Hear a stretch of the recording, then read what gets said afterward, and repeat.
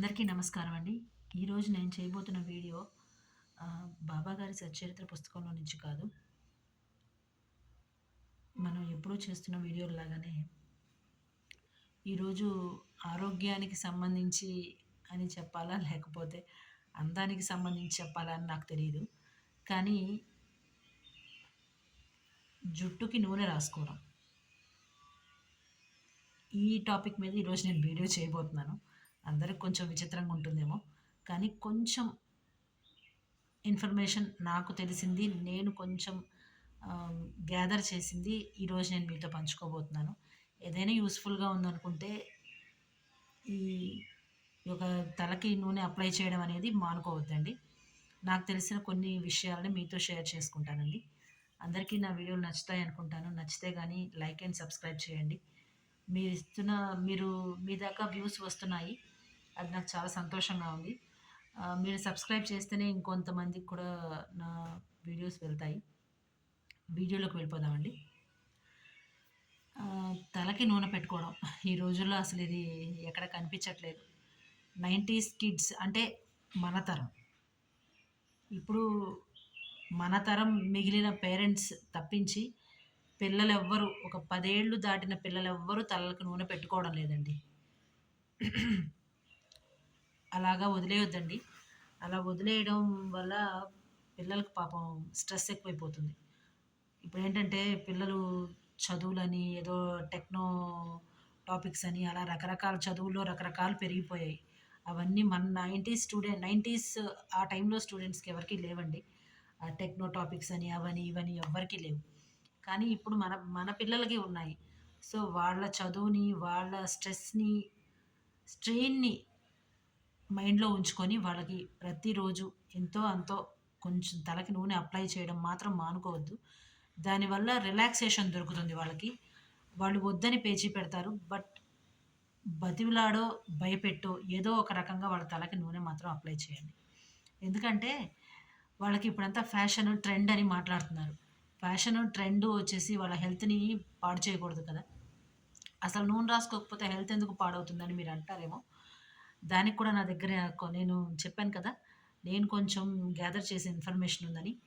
మన తలలో, మన జుట్టు కింద, మన కుదుళ్ళ లోపల ఉండే చర్మంలో కొంత న్యాచురల్ ఆయిల్స్ ఉంటాయండి. ఎందుకంటే లోపలంతా మన వెంట్రుకలుంటాయి కదా! వెంట్రుక దగ్గరున్న ఒక రంధ్రం ఉంటుంది కదా! వెంట్రుక ఉన్న రంధ్రం. ఆ రంధ్రం దగ్గర ఎప్పుడు ఎంతో అంతో ఆయిల్స్ అనేవి స్రవిస్తూ ఉంటాయి.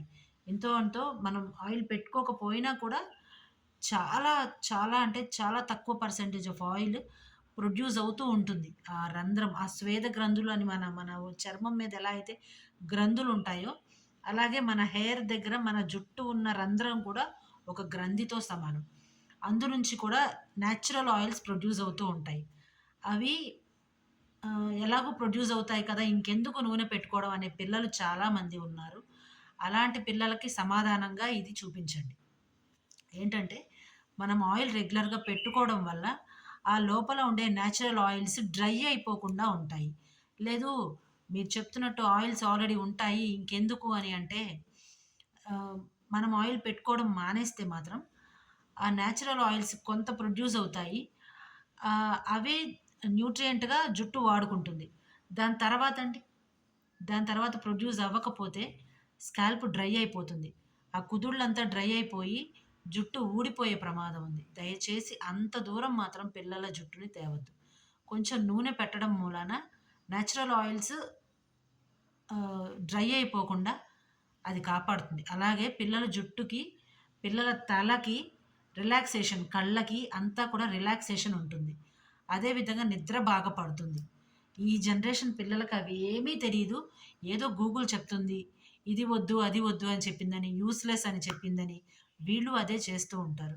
దయచేసి అవన్నీ ఏమీ పట్టించుకోకుండా పిల్లలకి దయచేసి తలకి నూనె పెట్టడం అలవాటుగానే ఉంచండి. దాన్నసలు మానేయడం అనే ప్రసక్తి వాళ్ళ దగ్గర తేవద్దు.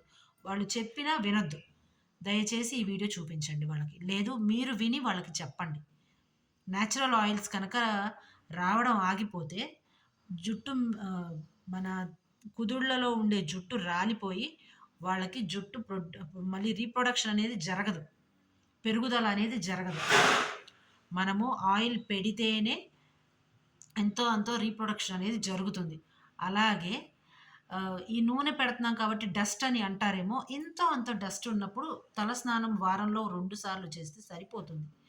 దానికోసమని నూనె పెట్టుకోవడం మానుకోవద్దు. దయచేసి పిల్లలకి మీరు భయపెట్టి చెప్తారో, బ్రతిమిలాడి చెప్తారో దయచేసి ఇది మాత్రం పిల్లల చేత చేయించండి. మీరు చెయ్యండి. ఫ్యాషన్ అని, ట్రెండ్ అని, ఫ్యాషన్ వెనక పడి వెళ్ళి ఆరోగ్యాలు మన మన అవయవాల యొక్క స్థితిగతులు పాడు చేసుకోకూడదు. అందరికీ నమస్కారం అండి. నా మాటలు తప్పుగా అనిపిస్తే మాత్రం క్షమించండి. బట్ ఇది మాత్రం నిజమండి. పిల్లల మీద మనం తీసుకునే జాగ్రత్తే వాళ్ళని ముందు తరాల్లో కాపాడుతుంది. అందరికీ నమస్కారం అండి.